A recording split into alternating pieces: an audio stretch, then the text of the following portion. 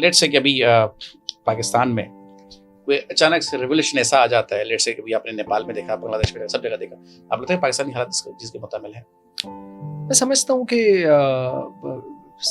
حالات تو اس طرف جا رہے ہیں، بنائے جا رہے ہیں یا حالات تو اس بنوائے جا طرف کون کر رہا ہے، کیسے کر رہا ہے، وہ اس میں تو آپ زیادہ بہتر جانتے ہیں مجھ سے، لیکن حالات ڈیفینیٹلی اس طرف جا رہے ہیں۔ عامر صاحب ابھی آپ نے ذکر کیا کوٹا سسٹم کا، آپ چونکہ اربن ٹاپک بھی آپ نے چھیڑا، پاکستان کی دیرینہ ڈیبیٹ ہے اربن رورل،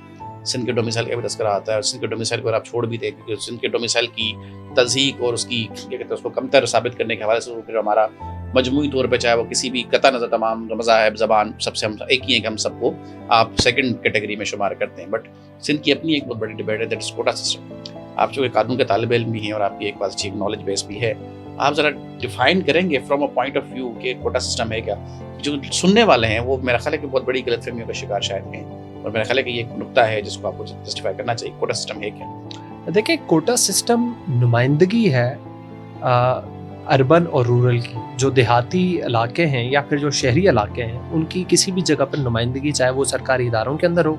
چاہے وہ تعلیمی اداروں کے اندر ہو، اور وہ کوٹا سسٹم آبادی کے حساب سے اور کتنا وہ شہر، وہ علاقہ یا وہاں کے لوگ کتنے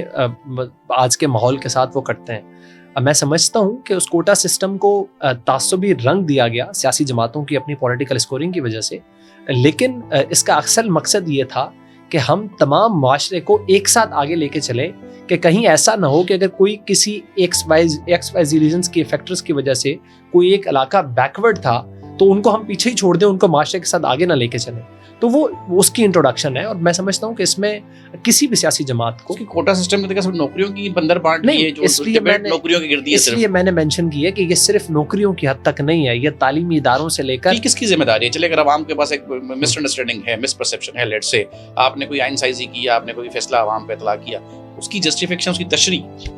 ڈیفینیشن صحیح نہیں آئی تو اس کو جسٹیفائی کون کرے گا؟ میں سمجھتا ہوں کہ یہ انفارمیشن منسٹری کا کام ہے، اور ان کو اپنا کام ٹھیک سے کرنا چاہیے کہ کوئی بھی